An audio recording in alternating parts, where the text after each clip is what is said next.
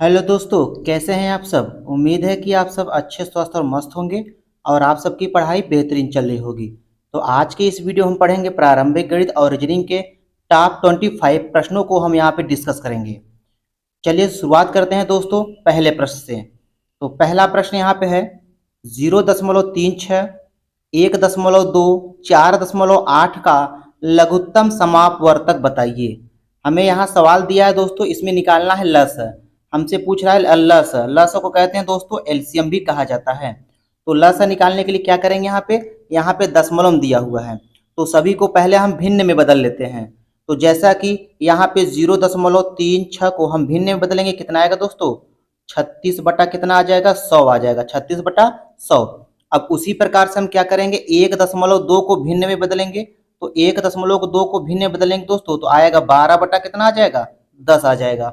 इसको और छोटा कर लेते हैं तो 2 छम 12 और 2 पंचे 10, 6/5 इसका आ जाएगा।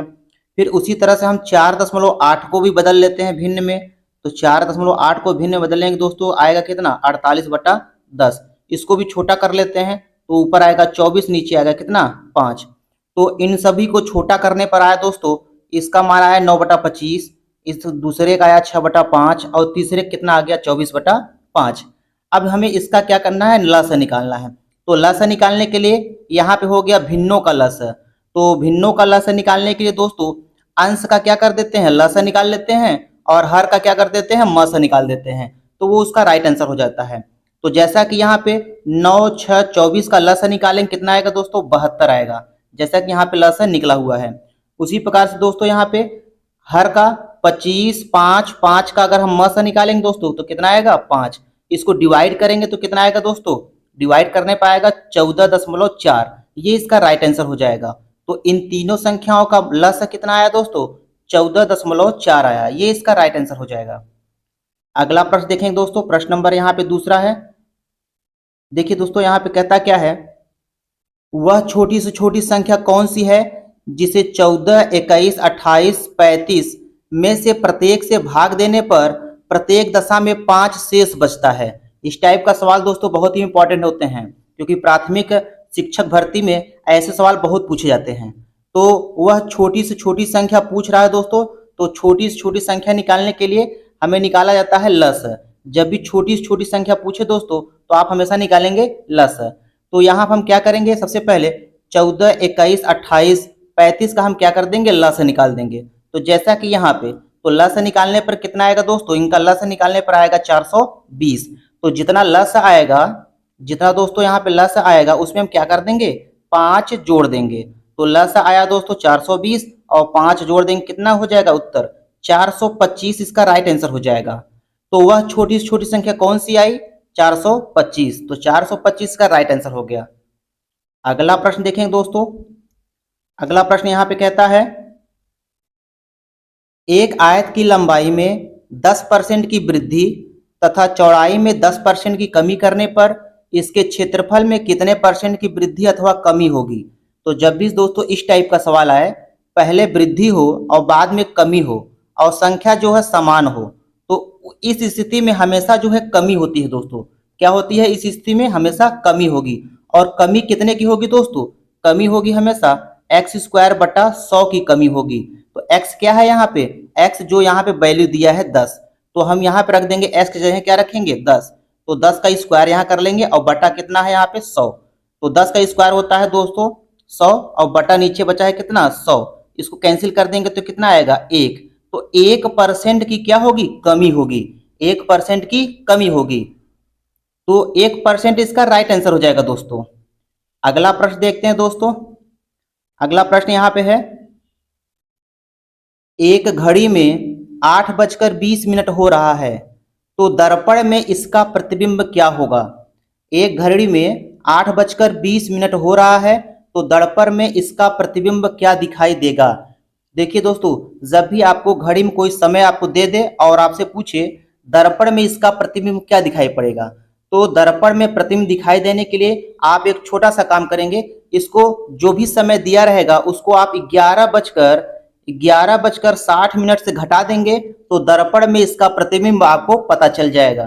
तो यहाँ पे घटा देंगे 8:20 लिख देंगे यहाँ पे, इसको कैंसिल करेंगे दोस्तों, यहाँ पे इधर आ जाएगा 40 और इधर आ जाएगा कितना दोस्तों, यहाँ पे आ जाएगा 3।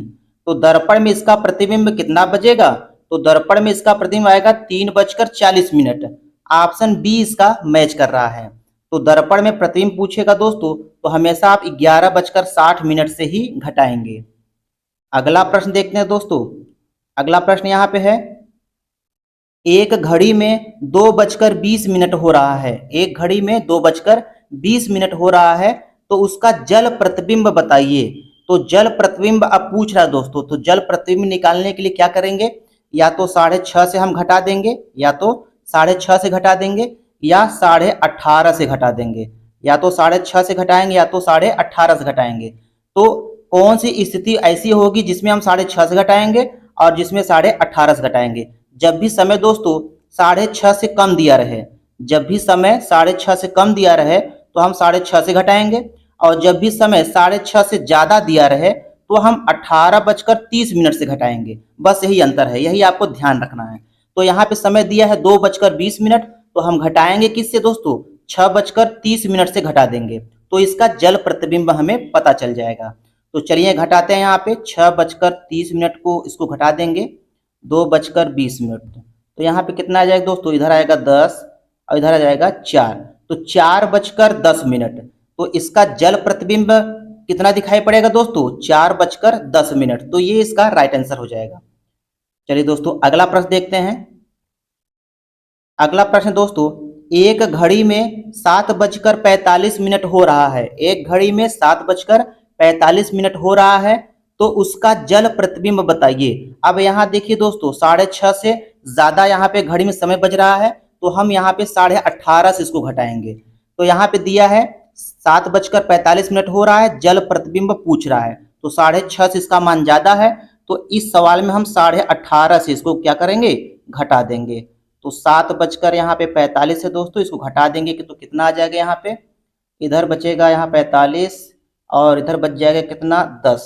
तो जल प्रतिबिंब इसका कितना आएगा दोस्तों, 10:45। तो सी इसका राइट आंसर हो जाएगा। अगला प्रश्न देखेंगे दोस्तों। अगला प्रश्न हमसे यहाँ कहता है कि 20 का 70% बताइए। तो 20 का 70% कैसे निकालेंगे दोस्तों, तो लिखेंगे यहाँ पे क्या, 20 का माने गुणा और 70% माने 70 बटा कितना 100। तो एक शून्य इससे कट गया, एक शून्य इससे कट गया, तो बचा कितना 7 दूनी 14। तो 14 इसका राइट आंसर हो जाएगा। अगला प्रश्न देखेंगे दोस्तों। अगला प्रश्न यहाँ पे है, किसी संख्या के 5 गुने से उसका 3 गुना घटाने पर शेषफल 18 आता है, तो वह संख्या बताइए। किसी संख्या के 5 गुने से उसका 3 गुना घटाने पर शेषफल कितना आता है दोस्तों, 18, तो वह संख्या बताइए। तो सबसे पहले हम मान लेते हैं वह संख्या क्या है, यक्स है। तो इस संख्या का 5 गुना कितना होगा दोस्तों, 5x हो जाएगा। और इसी संख्या का 3x कितना होगा, 3 गुना कितना होगा दोस्तों, 3x हो जाएगा। अब अंतर कह रहा है, मतलब घटाने के लिए कह रहा है, तो इन दोनों को क्या कर दिया, घटा दिया। और शेषफल कितना आता है 18, तो बराबर करके क्या लिख दिया 18। अब दोस्तों यहाँ पे 5x में 3x घटाएंगे तो कितना आएगा 2x, तो 2x बराबर बचा कितना 18। अब हमें x का मान निकालना है दोस्तों, तो 2 से इसको कैंसिल कर देंगे, कितनी बार जाएगा 9 बार। तो x का मान कितना आ गया 9, तो वह संख्या क्या है 9। 9 इसका राइट आंसर हो जाएगा। ऑप्शन बी इसका मैच कर रहा है। अगला प्रश्न देखेंगे दोस्तों। अगला प्रश्न यहाँ पे दोस्तों कहता है कि सबसे छोटी विषम संख्या बताइए। तो सबसे छोटी विषम संख्या क्या होती है दोस्तों, 1 होती है। सबसे छोटी विषम संख्या 1 होती है। विषम संख्या दोस्तों उसे कहते हैं जो संख्या 2 से पूरी तरह से विभाजित नहीं होती, उसे विषम संख्या कहते हैं। तो सबसे छोटी विषम संख्या कितनी होती है दोस्तों, 1 होती है। अगला प्रश्न चलेंगे दोस्तों। अगला प्रश्न यहाँ पे क्या कहता है, अगला प्रश्न यहाँ पे लिखा है कि कूट भाषा में वर्ण को YFIM के रूप में लिखा जाता है, तो वाउंड के लिए कोड क्या होगा। यहाँ पे दोस्तों वर्ण को जिस तरह से इसको लिखा है उसी तरह से हमें वाउंड को भी लिखना होगा। चलिए देखते हैं किस तरह से ये लिखा हुआ है। तो सबसे पहले हम यहाँ पे देखते हैं, B का अपोजिट लेटर क्या होता है, Y होता है। U का अपोजिट लेटर जो होता है F होता है। R का अपोजिट लेटर I होता है। N का अपोजिट लेटर M होता है। तो कुल मिला के दोस्तों यहाँ पे अपोजिट लेटर लिखा हुआ है, तो हम क्या कर देंगे, वाउंड में सभी अक्षरों का अपोजिट लेटर लिख देंगे तो वो उसका राइट आंसर हो जाएगा। जैसे डब्लू, डब्लू का अपोजिट लेटर क्या होता है दोस्तों? डी। ओ का अपोजिट लेटर क्या होता है? यल। यू का क्या होता है? एफ। एन का क्या होता है? एन। डी का अपोजिट लेटर क्या होता है दोस्तों? डब्लू। तो D L F M W, ये इसका राइट आंसर हो जाएगा। जैसा कि यहाँ पे सी इसका मैच कर रहा है। अगला प्रश्न देखते हैं दोस्तों। अगला प्रश्न यहाँ पे लिखा है, कौन सी संख्या नीचे दिए गए संबंध को सही तरीके से पूरी करेगी? तो यहाँ पे देखिए दोस्तों, जिस प्रकार से 2 से 12 संबंध है उसी तरह से 3 से कैसा संबंध आएगा। तो चलिए यहाँ पे देखते हैं।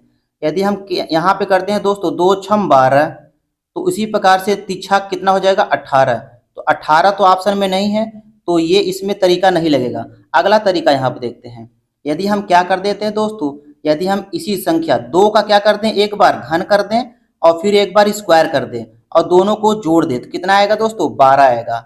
2 का क्यूब होता है दोस्तों 8 और 2 का स्क्वायर होता है 4, दोनों को जोड़ देंगे कितना आएगा? 12 आएगा। तो इसी तरह से हम इसको भी कर लेते हैं 3 को। तो पहले 3 का यहाँ पे कर लेंगे कितना? घन, और प्लस कर देंगे 3 का स्क्वायर। तो 3 का घन कितना होता है तो दोस्तों? 27, और 3 का स्क्वायर 9 होता है यहाँ पे। तो जोड़ेंगे कितना आएगा दोस्तों? यहाँ पे आ जाएगा कितना? 36। तो 36 इसका राइट आंसर हो जाएगा। ऑप्शन सी इसका मैच कर रहा है।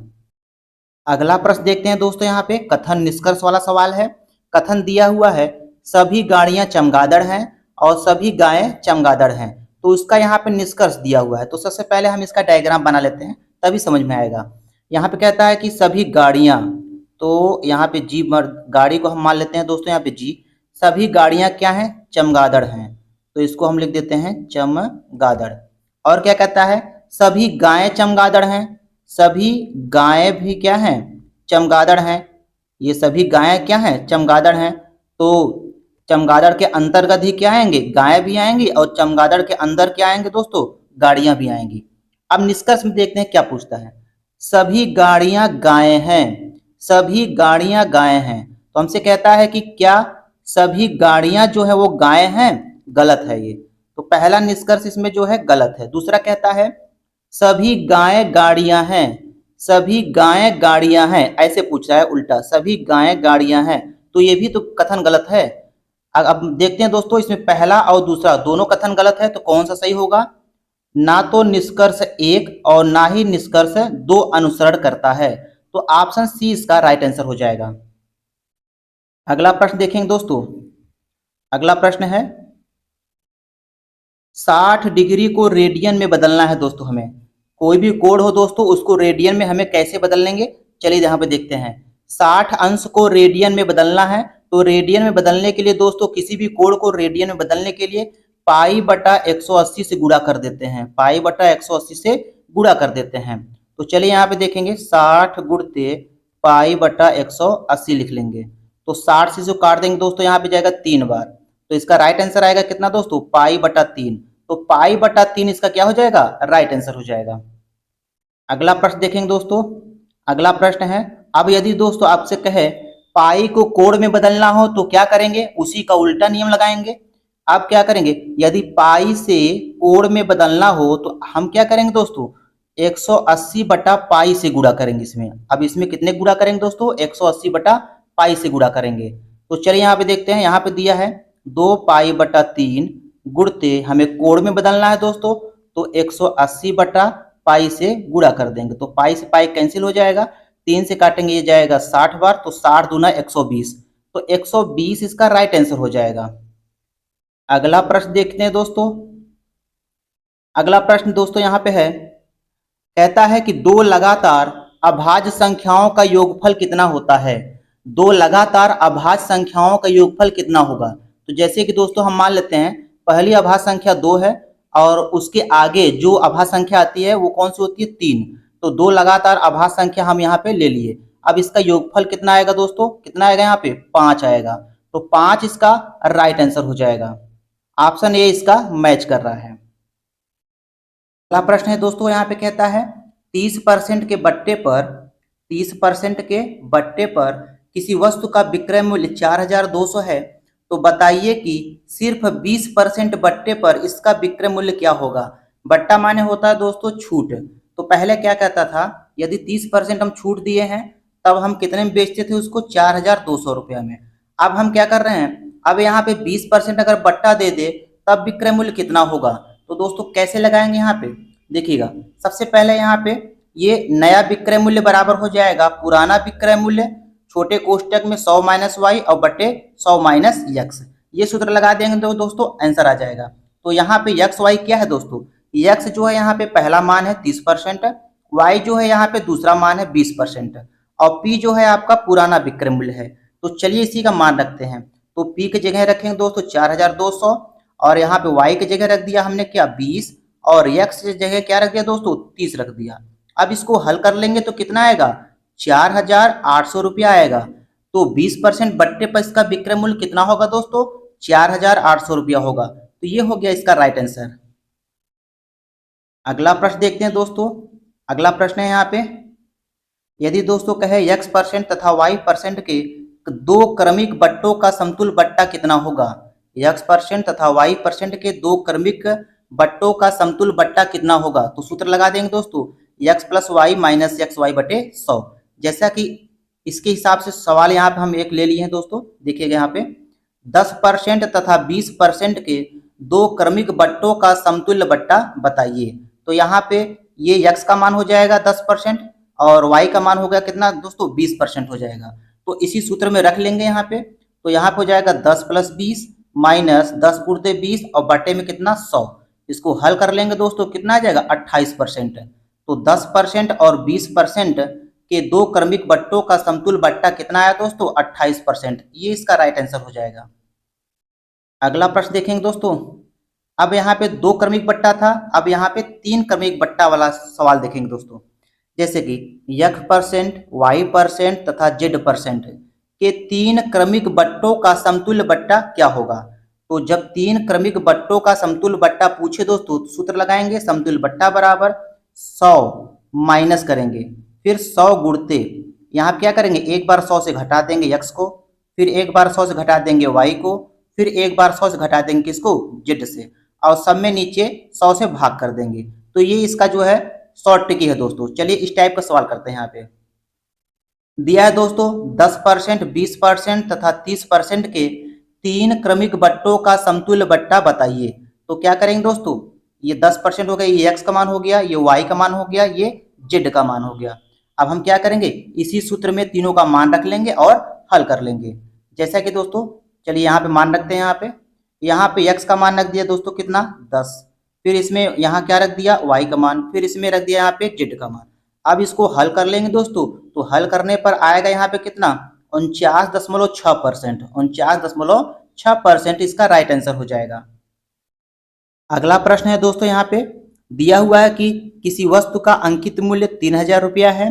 तो बताइए कि 10%, 20% तथा 30% के तीन क्रमिक बट्टों के बाद उसका विक्रय मूल्य कितना होगा। तो जब भी दोस्तों इस टाइप का सवाल आएगा तो हम यहाँ पे सूत्र लगाएंगे, विक्रय मूल्य बराबर होता है अंकित मूल्य गुणते 100 माइनस R1 बटे 100, 100 माइनस R2 बटा 100, 100 माइनस R3 बटा 100। अंकित मूल्य माने होता है दोस्तों जो उस वस्तु पर छपा हुआ मूल्य होता है। तो चलिए यहाँ पे m के जगह रखेंगे कितना दोस्तों, m के जगह रख देंगे कितना 3,000 रखेंगे, और R1 की जगह कितना रखेंगे, R1 की जगह 10% रखेंगे, और R2 की जगह 20% रखेंगे, और R3 की जगह क्या रखेंगे दोस्तों 30% रखेंगे। तो सभी की वैल्यू हम क्या कर लेते हैं, इसी में रख लेते हैं। रखने के बाद दोस्तों इनको हल करेंगे। हल करने के बाद देखिए कितना आएगा, हल करने पर दोस्तों आएगा विक्रय मूल्य कितना आया 1,512 रुपया। तो 1,512 इसका राइट आंसर हो जाएगा। अगला प्रश्न देखते हैं दोस्तों। अगला प्रश्न यहाँ पे है, यहाँ पे कहता है दोस्तों कि 900 रुपया क्रय मूल्य वाली वस्तु पर 900 रुपया क्रय मूल्य वाली वस्तु पर 20% छूट देने पर भी 10% का लाभ होता है। तो वस्तु का अंकित मूल्य बताइए। जब भी दोस्तों इस टाइप का सवाल देगा कि 20% का छूट दिया और छूट देने पर भी वो 10% का लाभ कमाता है, तो इस टाइप का सवाल कैसे लगाएंगे दोस्तों। तो यहाँ पे सूत्र लगा देंगे, अंकित मूल्य बराबर होता है क्रय मूल्य छोटे कोष्टक में 100 प्लस लाभ परसेंट बटे 100 माइनस बट्टा परसेंट। ये सूत्र लगा देंगे तो इसका राइट आंसर हो जाएगा। तो चलिए यहाँ पे अंकित मूल्य हमसे पूछ रहा है, तो अंकित मूल्य को हम मान लेंगे m, क्रय मूल्य कितना दोस्तों दिया है 900 रुपया, तो यहाँ पर रख लेंगे 900 रुपया। अब यहाँ पे गेन परसेंट मतलब 20% का यहाँ पे छूट दिया है, तो 10% का लाभ होता है, तो लाभ के जगह रख देंगे दोस्तों यहाँ पे 10, और 20% छूट दिया है मतलब 20% बट्टा, तो नीचे रख देंगे 20। अब इसको हल कर लेंगे दोस्तों, तो हल करने पर कितना आएगा 1237.50 रुपया। तो वस्तु का अंकित मूल्य कितना आएगा दोस्तों 1237.50 रुपया। अगला प्रश्न देखेंगे दोस्तों। अगला प्रश्न है यहाँ पे दोस्तों, यहाँ पे कहता है किसी संख्या में 6 से भाग देने पर यदि शेषफल 5 आता है तो बताइए कि उसी संख्या में से 3 से भाग दे दे तो कितना शेषफल आएगा। तो जब भी दोस्तों इस टाइप का सवाल आएगा तो ज़्यादा लंबा करने की कोशिश मत कीजिएगा, क्योंकि एग्जाम में समय बहुत कम होता है। तो सबसे पहले हम यहाँ पे चेक करेंगे कि जो पहली वाली संख्या है और जिससे लास्ट में भाग देने की कोशिश देने की बात कर रहा है, क्या वो उससे पूरी तरह से कट जा रहा है। देखिएगा यहाँ पे 3 को देखेंगे, क्या जो है 3 जो है 6 को पूरी तरह से काट लेगा। जी हाँ काट लेगा, 3 दूनी 6 2 बार जाएगा। तब हम क्या करेंगे यहाँ पे, तब हम क्या करेंगे इस 5 में जो है 3 से भाग कर देंगे, जितना शेषफल आएगा वही राइट आंसर हो जाएगा। तो चलिए 5 में हम 3 से भाग कर लेते हैं दोस्तों, तो 3 एक का 3, तो 2 रिमाइंडर आ गया। तो यहाँ पे 3 से भाग देने पर कितना शेषफल आएगा 2 शेषफल आएगा, सॉरी 2 शेषफल आएगा दोस्तों, तो 2 इसका कितना हो जाएगा राइट आंसर हो जाएगा। अगला प्रश्न देखते हैं दोस्तों इसी टाइप का। अगला प्रश्न है यहाँ पे देखिएगा। अब यहाँ पे कहता है यदि किसी संख्या में 100 से भाग देने पर 57 शेष आता है तो उसी संख्या में 10 से भाग देने पर कितना शेषफल आएगा। तो सबसे पहले दोस्तों हम चेक करेंगे कि जो अंतिम वाली संख्या है जिससे भाग देने की बात कर रहा है, क्या वो पहली संख्या को पूरी तरह से काट दे रही है या नहीं। तो 10 दहम में कितना होता है दोस्तों 10 दहम में 100, तो पूरी तरह से कट गई। तो अब हम क्या करेंगे इस 57 में 10 से क्या कर देंगे भाग कर देंगे, जो शेषफल आएगा वही राइट आंसर हो जाएगा। तो 10 में यहाँ 57 लिख लेंगे, तो कितना जाएगा 10 पचे 50, तो 7 कितना आएगा रिमाइंडर, तो 7 रिमाइंडर हो जाएगा इसका, तो 7 इसका क्या हो जाएगा राइट आंसर हो जाएगा। अगला प्रश्न दोस्तों, किसी संख्या में 40 से भाग देने पर 15 शेषफल आता है तो उसी संख्या में 7 से भाग देने पर कितना शेषफल आएगा। तो सबसे पहला काम क्या करेंगे, हम यहाँ चेक करेंगे दोस्तों कि 7 जो है वो 40 को पूरी तरह से विभाजित कर देगा या नहीं कर देगा। तो यहाँ पे जैसा कि 7 जो है 40 को पूरी तरह से विभाजित नहीं कर पा रहा है, तो पहला भाजक कितना है दोस्तों 40 है, और दूसरा भाजक क्या है 7 से क्या है वो विभाजित नहीं है, इसलिए इसमें शेषफल जो है ज्ञात नहीं किया जा सकता। अगला प्रश्न देखते हैं दोस्तों। यहाँ पे लिखा हुआ ये संख्या दिया हुआ है और इसके पावर लिखा हुआ है 736। इसमें पूछ रहा है कि इसका इकाई का अंक क्या होगा। यदि दोस्तों हम इस संख्या को 736 बार गुणा करेंगे तो गुणा करने में बहुत ही समय लग जाएगा, और इकाई का अंक ज्ञात करने में हमें लगता है कि 5-6 दिन या 7-8 दिन लग जाएगा। तो इसका शॉर्ट ट्रिक क्या है दोस्तों, सबसे पहले देखिएगा इसके 3 स्टेप हैं। जब भी इकाई का अंक आपसे पूछे घात के ऊपर हो, चाहे जितनी बड़ी घात हो दोस्तों, इकाई का अंक कैसे निकाला जाएगा बस 3 स्टेप आप समझिएगा। पहला स्टेप क्या होता है, पहला स्टेप ये होता है दोस्तों, जो इसमें इकाई का अंक है वो आप ले लीजिए, उतार लीजिए, 2 लिख लीजिए, और 2 पे घाते जितना है उसको आप लिख लीजिए। 7 पे घाते कितना हो गया 2 पे घाते कितना हो गया दोस्तों 736 हो गया। ये पहला स्टेप है दोस्तों। अब दूसरा स्टेप क्या है दोस्तों, दूसरा स्टेप ये है, इसमें हम क्या करने घात में हम जो है 1 घटा देंगे, घात में क्या कर देंगे 1 घटा देंगे, तो कितना आ जाएगा दोस्तों यहाँ पे 735 आ जाएगा। कितना आ जाएगा दोस्तों 735। ये दूसरा स्टेप था। दूसरा स्टेप घात में 1 घटाना है। अब तीसरा स्टेप क्या है दोस्तों, अब तीसरा स्टेप ये है, अभी इसमें तीसरे स्टेप में क्या करें हम इसमें 4 से भाग देंगे। कितने भाग देंगे दोस्तों 4 से भाग देंगे। तो 4 से भाग देने पर दोस्तों इसमें जो है शेषफल जितना आएगा, 4 से भाग देने पर शेषफल जितना आएगा इस 2 के पावर के ऊपर लिखेंगे। तो 4 से भाग देंगे दोस्तों तो शेषफल कितना आएगा 3 आएगा। ठीक है, ये हो गया तीसरा स्टेप। अब चौथा स्टेप क्या है दोस्तों, भाग देने पर जितना शेषफल आएगा उसमें हम क्या कर लेंगे 1 जोड़ लेंगे। अब इसको क्या कर लेंगे हल कर लेंगे। तो 2 पे घाते कितना यहाँ हो जाएगा दोस्तों 4, और 2 पे घाते 4 का मान कितना हो जाएगा 16, तो 16 हो गया। तो इसमें इकाई का अंक क्या मिल रहा है 6 मिल रहा है, तो 6 इसका राइट आंसर हो जाएगा दोस्तों। ऑप्शन सी इसका मैच कर रहा है। एक बार पुनः आपको दोस्तों एक बार इसको फिर से बता देता हूं ताकि आपको इसको अच्छी तरह से इसको समझ में आ जाए। तो चलिए यहाँ पे देखेंगे फिर से। पहला स्टेप क्या कहता है, पहला स्टेप ये है, जो इकाई वाला अंक है दोस्तों इसको हम घात के ऊपर उतार लेंगे यहाँ पे। तो 2 पे घात कितना लिख लेंगे दोस्तों, 736। अब दूसरा स्टेप क्या है, इस घात में हम क्या करेंगे, 1 घटा देंगे। तो 2 पे घात कितना हो जाएगा दोस्तों, 735 हो जाएगा। अब तीसरा स्टेप क्या है दोस्तों, तीसरा स्टेप क्या है, इस 735 में हम हमेशा जो है 4 से भाग करेंगे, कोई भी संख्या होगा 4 से भाग करेंगे। अब भाग करने पर दोस्तों कितना आएगा, भाग करने पर इसका जो रिमाइंडर जितना आएगा इस घात के ऊपर लिख लेंगे। तो रिमाइंडर इसमें आएगा दोस्तों 3 आएगा। ठीक है, अब अगला स्टेप क्या करेंगे, जितना रिमाइंडर आया है उसमें हम क्या कर लेंगे, 1 जोड़ देंगे। अब इसको हल कर लेंगे दोस्तों, तो अब इसका राइट आंसर हो जाएगा। तो 2 घात 4 हो जाएगा और इसका मान होता है दोस्तों 16। तो लास्ट में कितना आया, 6। तो 6 इसका क्या हो जाएगा, राइट आंसर हो जाएगा। अगला प्रश्न देखेंगे दोस्तों, अगला प्रश्न यहाँ पे है, यहाँ पे दिया है दोस्तों, यहाँ पे ये संख्या दिया हुआ है, इसके पावर 318 लिखा हुआ है, ये भी संख्या लिखा हुआ है, इसके पावर 321 लिखा है। में इकाई का अंक क्या होगा। अब यहाँ पे बीच में गुणा का चिन्ह भी लगा दिया है दोस्तों। अब पूछ रहा है इकाई का अंक क्या होगा। ऐसे सवालों को दोस्तों बहुत सरल तरीके से लगाएंगे। आप देखिएगा, जैसे हम आपको बता दें, कोई भी संख्या के अंत में, किसी भी संख्या के अंत में दोस्तों यदि 0 हो, 5 हो या 6 हो, किसी भी संख्या के अंत में दोस्तों 0 हो, 5 हो या 6 हो, तो उसका इकाई का अंक हमेशा, 0 का इकाई का अंक हमेशा 0 आएगा, 5 का इकाई का अंक दोस्तों हमेशा 5 ही आएगा और 6 का इकाई का अंक हमेशा क्या आएगा, 6 ही आएगा।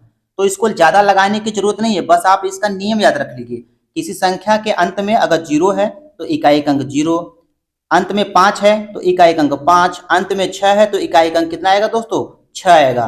घात चाहे जितनी बड़ी हो, तो जैसा यहाँ पे देखेंगे, इसमें देखिएगा लास्ट में कितना है, 5 है, तो इसका इकाई का अंक कितना आएगा दोस्तों, 5 आएगा। उसी प्रकार से इसमें देखिए लास्ट में क्या है, 6 है, तो इसका इकाई का अंक भी क्या आएगा, 6 आएगा। अब इन दोनों के बीच में गुणा का चिन्ह लगा है तो गुणा कर देंगे, तो कितना आ जाएगा दोस्तों, 30 आ जाएगा। तो 30 में इकाई का अंक कितना मिला, 0 मिला, तो 0 जो है इसका राइट आंसर हो जाएगा दोस्तों। अगला प्रश्न देखते हैं दोस्तों। अगला प्रश्न यहाँ पे सीरीज दिया हुआ है, इस सीरीज को हल करना है और बताना है कितना आंसर आएगा। तो कैसे हल करेंगे दोस्तों, ये सब में भिन्न का घटाना हुआ है, तो सबसे पहले पहले वाले को हल कर लेते हैं। तो 3 दूना कितना हो जाएगा, 6, और 6 में से 1 घटा देंगे दोस्तों, कितना आएगा, 5, 5/3। पहला वाला 5/3 आ गया। दूसरा वाला 5 दूना 10 और 10 में से 3 घटाएंगे 7, 7/5। तीसरा वाला आ जाएगा यहाँ पे 7 दूनी 14, 14 में से 5 घटाएंगे 9, 9 बटा कितना आ जाएगा दोस्तों, 7। अब अंतिम वाला घटा लेते हैं इससे। अंतिम वाला 999 में 2 का गुणा करेंगे दोस्तों, तो कितना आएगा, 1998 आएगा।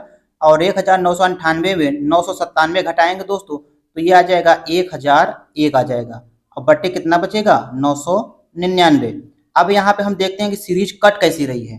सीरीज जो है दोस्तों देखिएगा ऐसे कट रही है, तिरछा। 5 से 5 कट गया, 7 से 7 कट गया, उसी तरह से 9 से 9 कट जाएगा, ऐसे पूरी संख्या कट जाएगी। इसी तरह से 999 भी कट जाएगा, लास्ट में 999 भी कट जाएगा।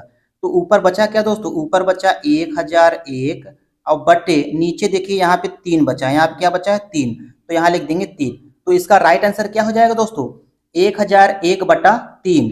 ऑप्शन बी इसका मैच कर रहा है। तो आज के इस वीडियो में दोस्तों इतना ही। वीडियो पसंद आया हो तो लाइक जरूर कीजिएगा और अपने दोस्तों में जो है शेयर जरूर कीजिएगा। धन्यवाद।